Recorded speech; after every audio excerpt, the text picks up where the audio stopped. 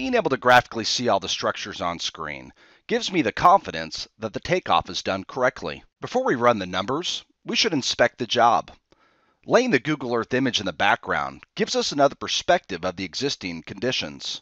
Business Center can also make the Google image as part of the surface. This is what it looks like.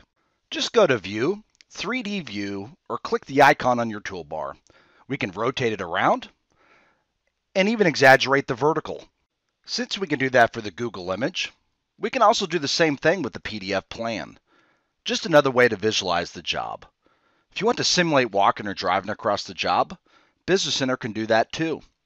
If we turn on the original ground in the background, it gives us yet another way to see cut and fill. Anywhere you see Google is a cut, where you see plan is a fill. I think you will like how Business Center works with cut and fill maps. Remember, Business Center is an object-oriented system, so the cut and fill map isn't a mode, but an object. We change one thing in any of the surfaces, and it updates automatically. Also, this isn't a grid-based cut and fill map, but a surface-based cut and fill map. So you always see cut and fill locations, even for a long linear job. If you want to edit the color mapping of the cut and fill map, just right-click. If you want to add more bands of gradation, or maybe another line at a specific elevation or depth, you can do that. If you want the daylight line to display in green instead of white, just edit it. You can then save your layout for future jobs. We can also draw a slice across the job. As we drag it across the plan view, it updates in real time.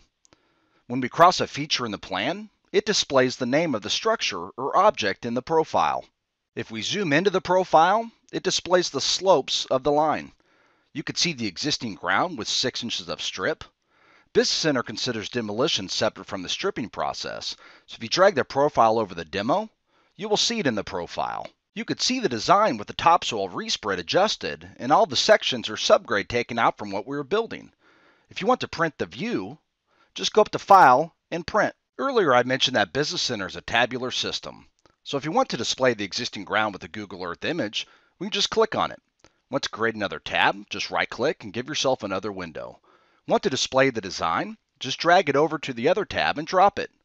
Let's take it a step further and give us a horizontal window.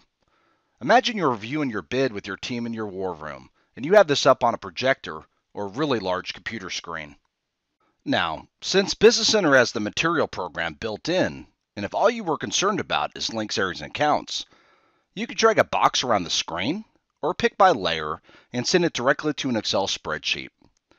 If you need to get the underground utilities priced out from a supplier, just save the file and email it to them. Let's run the full report with both the earthwork and materials. Just to explain how Business Center calcs, if you hit F1, just like all true Windows-based programs, the help menu displays, with whatever mode we are in. Business Center calculates the difference between all the surfaces. So when you review the surfaces in 3D and are comfortable with your takeoff, you should be confident that the numbers are accurate. Business Center can display the report directly inside Business Center, which you can save out to PDF or Microsoft Word. Today, most companies want their earthwork quantities and materials in Excel, so I will show you that output. Business Center breaks out all the mass earthwork, topsoil stripping, demolition, and all of your site improvements on separate tabs. For this particular project, we had 15,697 yards of cut and 32,000 yards fill, so which left us short about 18,000 yards on this particular project. Then we have the mass earthwork statistics, the total area of disturbance, area and cut, area and fill, then your average cut, average fill, max cut, and then max fill. Here is the topsoil handling, how much we are stripping at 6 inches, and how much it swells and compacts. Demolition is separate from the stripping, so we give you the surface area of each demo as well as the volume.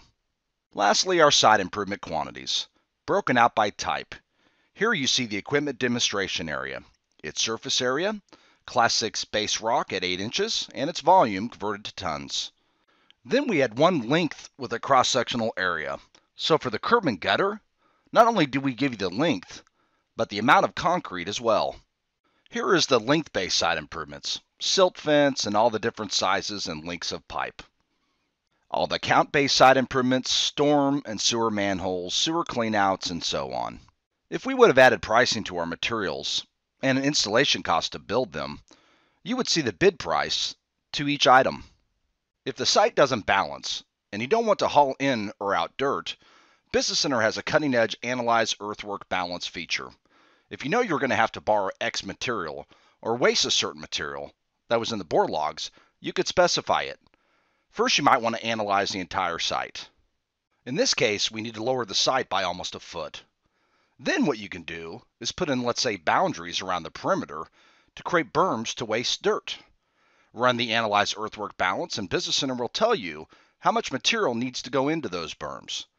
You could also try and lower certain areas to avoid having to haul in material. I think you will find this feature alone can help you win bids. Now that the takeoff is done, I will show you how we can cost estimate the earthwork operation using Business Center Site Mass Haul.